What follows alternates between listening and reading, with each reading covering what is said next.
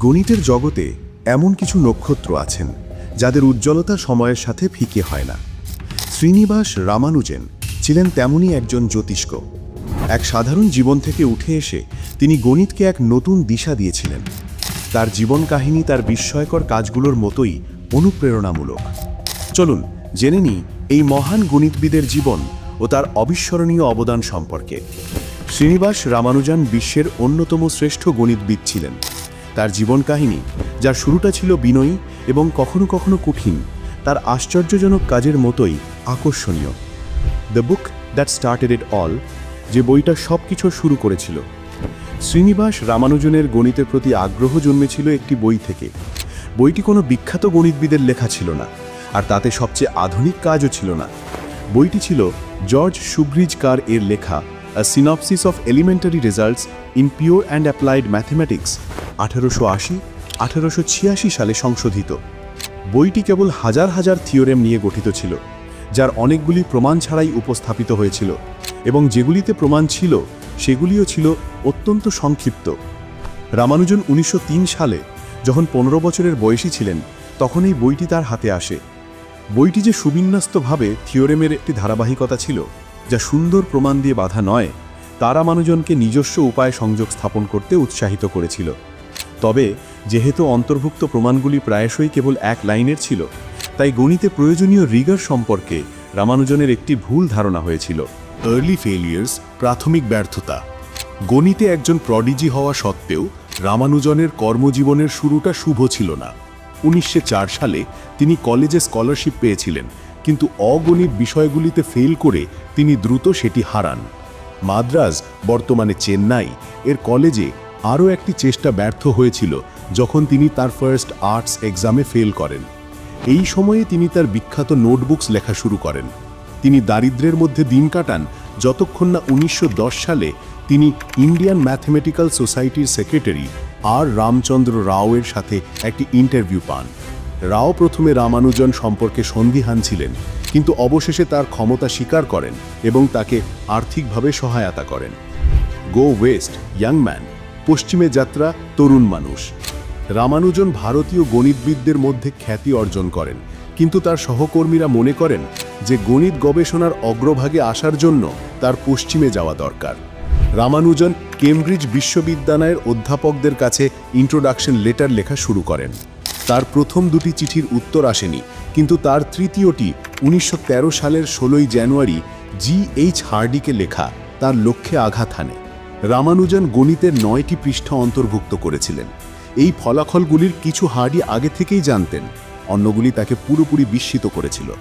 দুজনের মধ্যে একটি করেসপন্ডেন্স শুরু হয়েছিল, যা 1914 সালে রামানুজনের হার্ডির অধীনে পড়াশোনা করার জন্য আসার মাধ্যমে শেষ হয়। গেট পাই ফাস্ট, দ্রুত পাই নির্ণয়।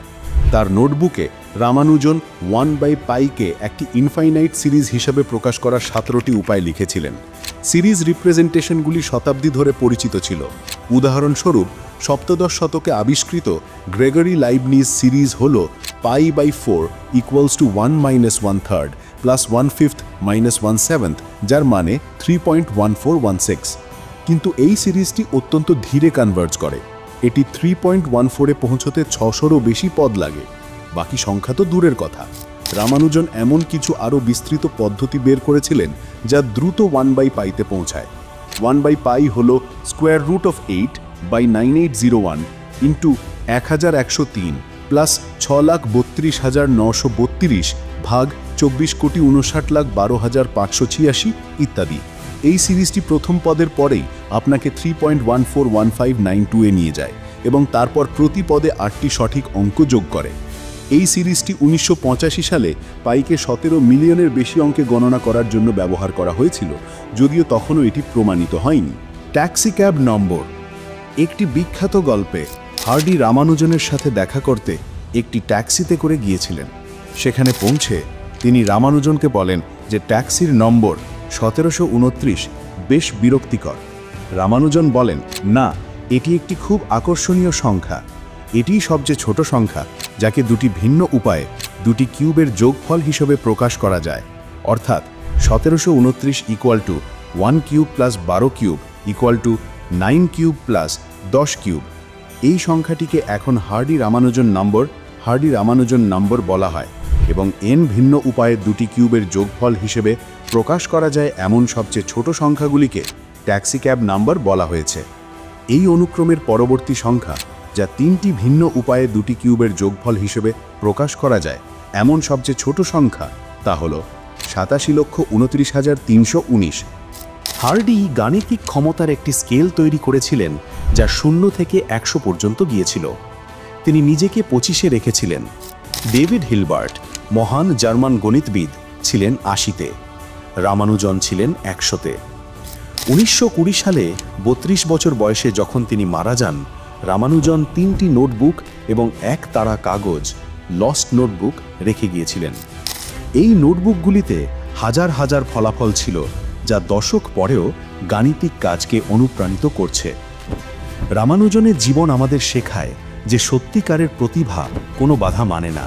তার অদম্য জেদ এবং গণিতের প্রতি তার গভীর ভালোবাসা তাকে অমর করে রেখেছে।